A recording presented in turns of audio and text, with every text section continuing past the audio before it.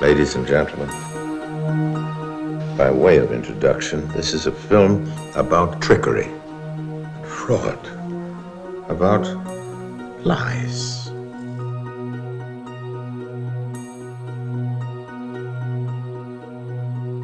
F for Fake was one of the last films Orson Welles ever completed, and it seems to have been birthed out of the many different conflicts and many different stages of his career in filmmaking.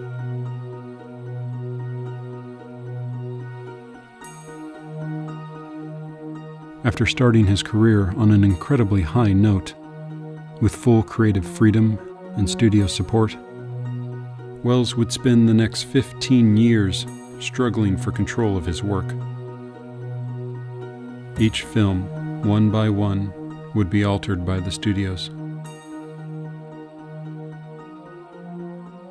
Welles spent the last 25 years of his life independently financing his own films and retaining complete creative authorship. It was in this last period that Welles made F for Fake. Don't talk about Napoleon or Julius Caesar. You're talking about Elmire. Elmire? Elmire? Who is Elmire? Although similar to a documentary, Orson Welles saw F for Fake more as a visual essay. Almost any story is almost certainly some kind of lie.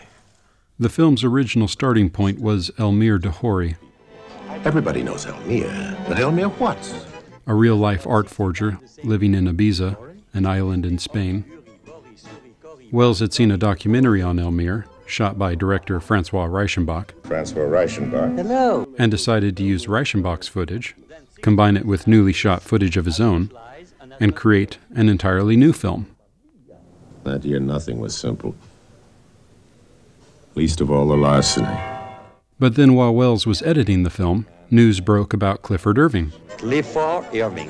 who had written a biography of Elmire, and then subsequently been exposed as writing a fake autobiography of Howard Hughes. And then we had to stop these moviolas and then roll back and come in again. Now with two famous fakes on his hands, Welles went back and re-edited the film, and threw himself into the mix as a third type of faker because of his War of the Worlds radio broadcast. Up to your old tricks, I see. Why not? I'm a charlatan. Rounding out the cast is Oya Kodar, Oya Kodar. Welles' real-life companion. Welles visualizes an early affair she had with Pablo Picasso, the story of some 16 paintings that he gifted to her, and Picasso's conflict with her grandfather, who was also an art forger. Oh, you tell us what Picasso said. He called us both a couple of crooks. In the end, however, Welles reveals the whole story was a hoax. For the past 17 minutes, I've been lying my head off. Beneath all this visual and structural complexity, however, Orson Welles has another agenda. Welles is consciously using the text of F for Fake to comment on his long and troubled career in filmmaking. Like a magician, Orson Welles is pulling a cinematic sleight of hand, directing our attention to one topic while slyly commenting on another.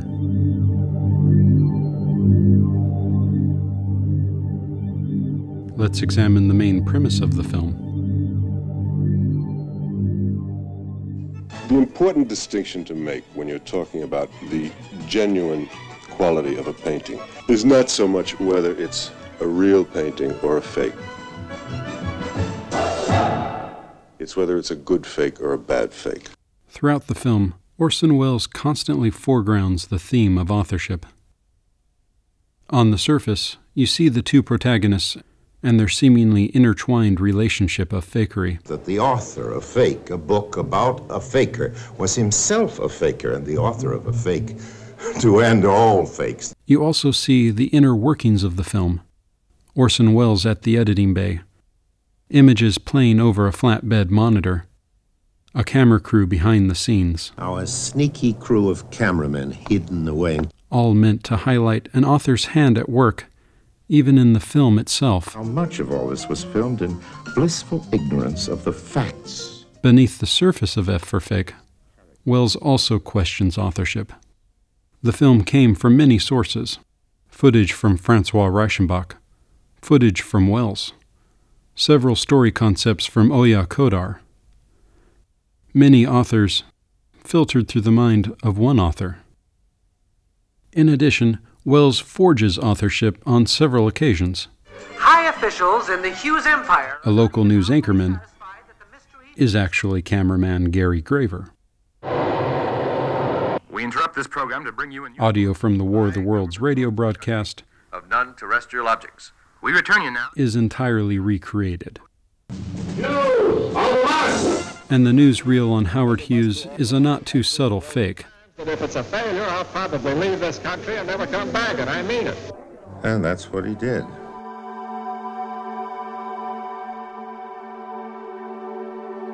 Whether above the surface or beneath it, the film's obsession with authorship is no accidental choice. The issue had long troubled Wells's career. In his mind, every studio film after Citizen Kane had mixed authorship. Some had been reshot, all had been re-edited. Then in 1971, his claim to Citizen Kane was also questioned. In her famous article, Raising Kane, film critic Pauline Kael argued that Wells had not co-written Citizen Kane, had tried to steal the credit, and that cinematographer Greg Toland was responsible for the film's visual innovation. All these claims, later to be proved untrue, deeply wounded Wells and further damaged his credibility. All this, of course, brings us back to the film, made only 1 year after Kael's article. Filmmaker and critic Francois Truffaut personally believed that F for Fake's real subterranean purpose was a riposte to the controversy created by Pauline Kael. But what is the message? What is Wells saying about authorship? Let's examine the Chartres Cathedral sequence. Now this has been standing here for centuries. The premier work of man, perhaps, in the whole Western world.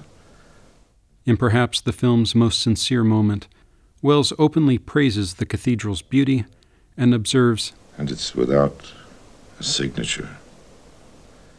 Film scholar Joseph McBride firmly states, Wells is suggesting that, when considered in the ultimate philosophical light, an issue such as script credit for Citizen Kane fades into insignificance in the bright light of the film itself. As he told filmmaker Peter Bogdanovich, who cares if somebody finds a grip or prop man who says I didn't make Citizen Kane? What does that matter? What matters is the film. Our works in stone, in paint, in print, are spared, some of them for a few decades or a millennium or two, but everything must finally fall in war, or wear away into the ultimate and universal ash. Maybe a man's name doesn't matter all that much. While McBride's theory is certainly valid, I believe Wells's full opinion in F for Fake is more complex and much more paradoxical. While viewing the film, one never forgets the author of F for Fake. Wells's on-screen persona is everywhere, narrating every detail, commenting on every character, his voice and body representing the first-person singular. Although made from several sources, F for Fake represents one voice. The Chartres sequence is one example, as Wells scholar Jonathan Rosenbaum argues. Interestingly enough, he's showing you Chartres as if it were Xanadu in Citizen Kane. So it's a mark of our authorship to make an allusion to Citizen Kane, but he's using it in order to demonstrate that we don't even know who made Chartres because so many people worked on it, and it doesn't really matter. I believe Orson Welles is using a paradox, that the art is much more important than the artist, and the artist is much more important than the art. That both are most important.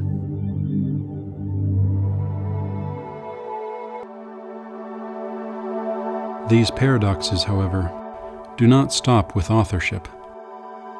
Wells has contradictory feelings about other themes.